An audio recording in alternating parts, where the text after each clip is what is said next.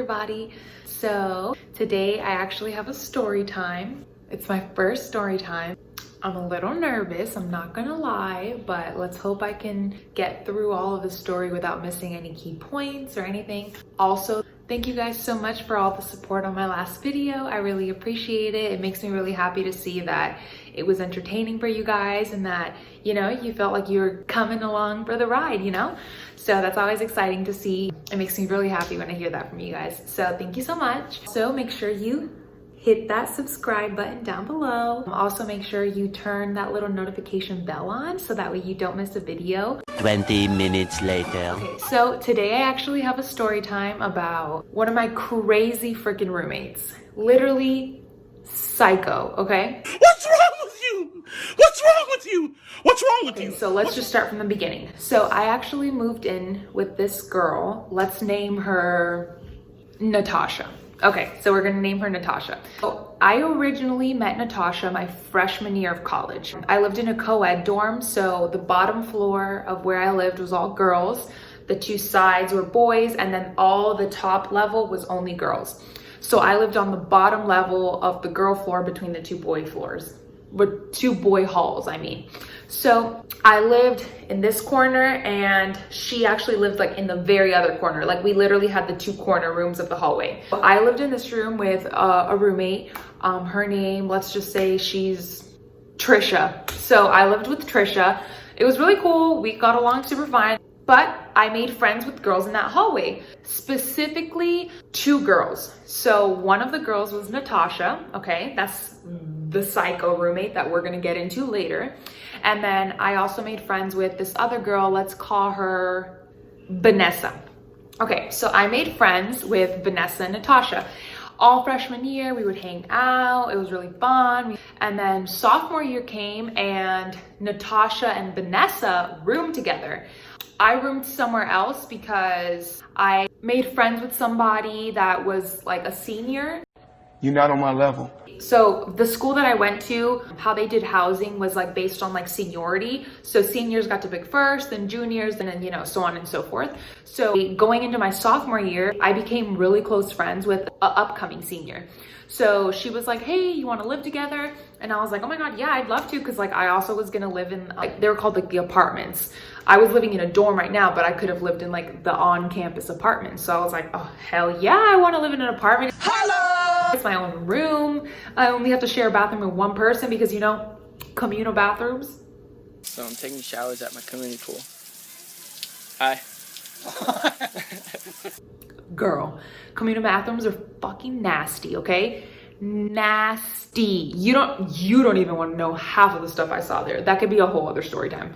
But fast forward, sophomore year, I moved into one of the senior apartments. I moved in with 3 other girls, but I always stayed close friends with Natasha and Vanessa. So all 3 of us lived on campus. I just lived in the senior apartments and they lived in like the suite style dorms, I think you could call it. So super cool. The 3 of us would always hang out. Nothing was ever a problem. We never fought. We always got along. We would stay up drinking. We would stay up talking, watching movies. We'd go out to restaurants. Like we were always just doing stuff. So come junior year, something happened to my friend Vanessa and she ended up not coming back to school that year. So when it was time to pick housing and stuff, I asked Natasha, I was like, hey, like, you know, like I feel like me and you get along really well. Like, how would you feel about getting an apartment together next year? And she was like, yeah, I'd be down. It'd be really cool. So whatever, we went through the application process. We signed up, we got the apartment, we got approved. We were super happy. You know, fast forward summer, the first day of school, junior year, I come in, everything's fine. Like we decorated our apartment nice. We went and we bought stuff. We went halvesies. Like I literally thought everything was fine and dandy. It's false. No way. Not this time. Let me just give some details before I continue this story. So my junior year, I was really on my grind, okay? I also wanted to boost my resume. I was working as a medical scribe in one of the emergency rooms in a hospital that was maybe like a 45 to an hour drive from my school. Damn! So, I mean, it was a bit of a drive, but that's what I could find. I worked as an overnight medical scribe, and if you don't know what that is, basically it's just like a medical transcriptionist. Like I basically was doing the doctor's notes. to put it in short, you know, like when you go to the doctor and he's writing down in his charts, basically like I was the one charting, but like on a computer, on a tough book.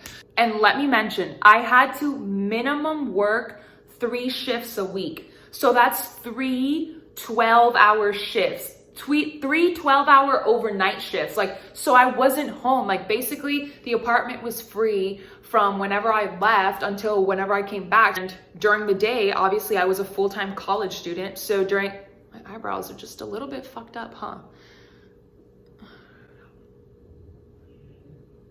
Maybe if I go like that, they'll stay.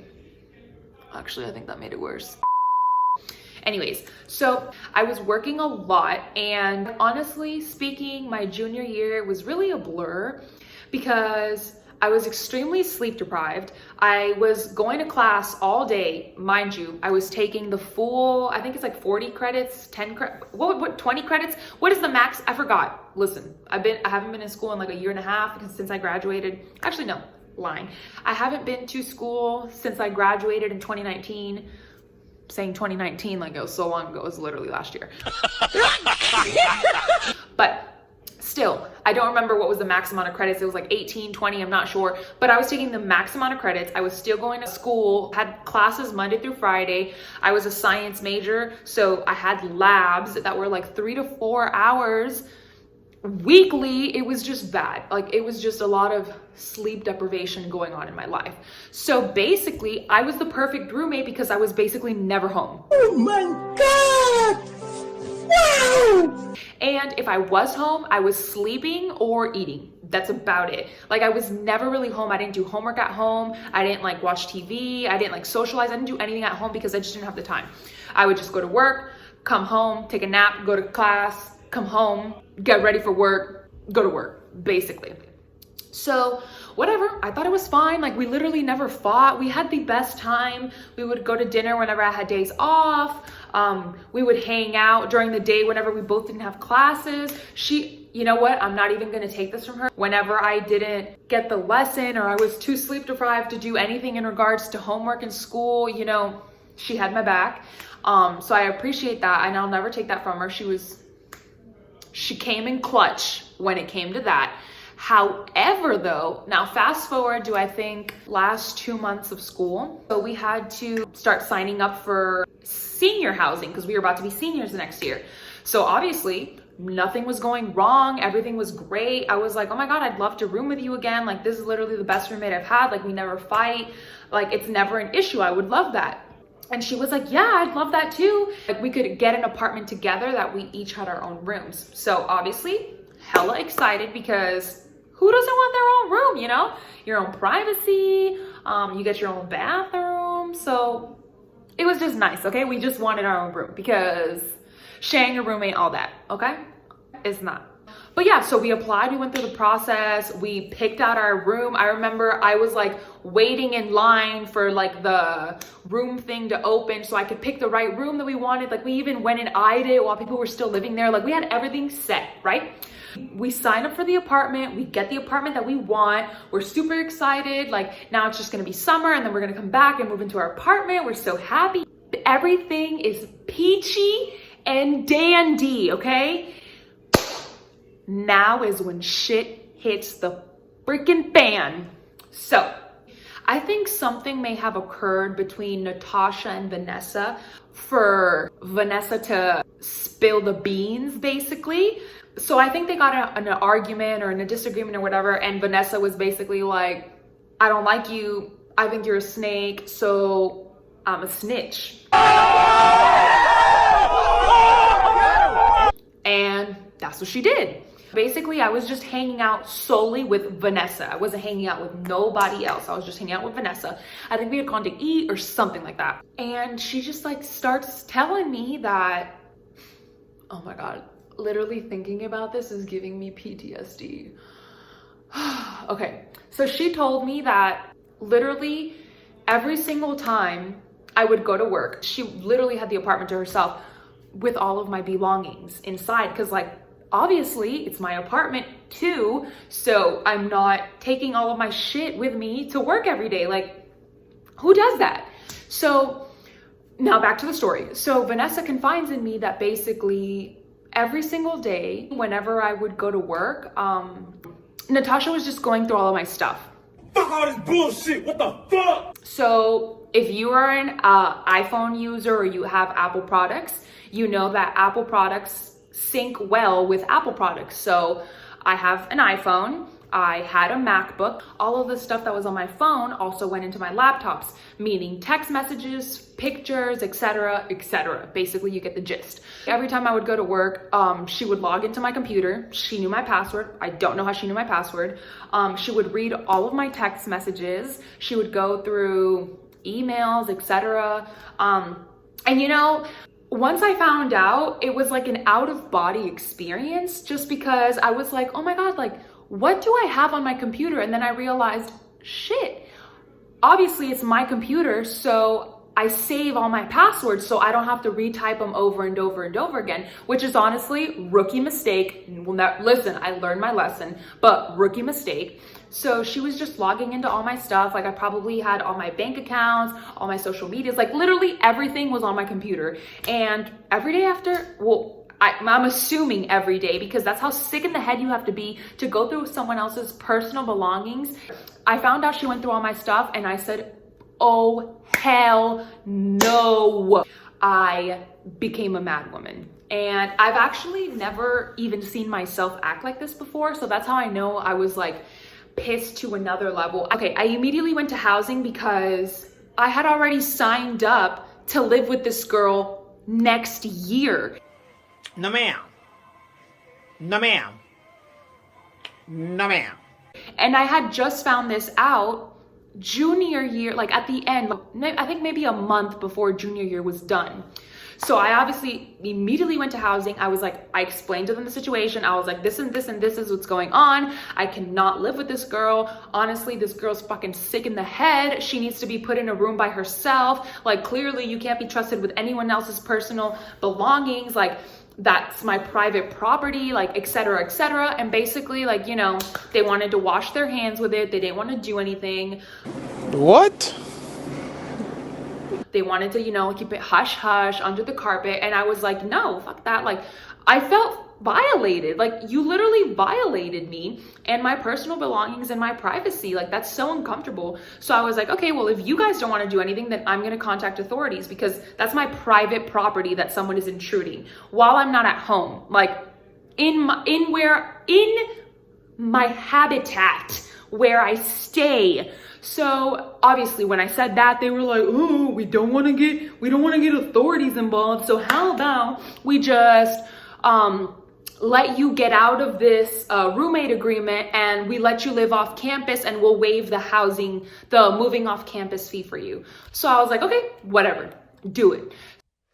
Just do it! Literally that same day, I called my mom. I was pissed. I was probably crying, honestly, because I was just so pissed.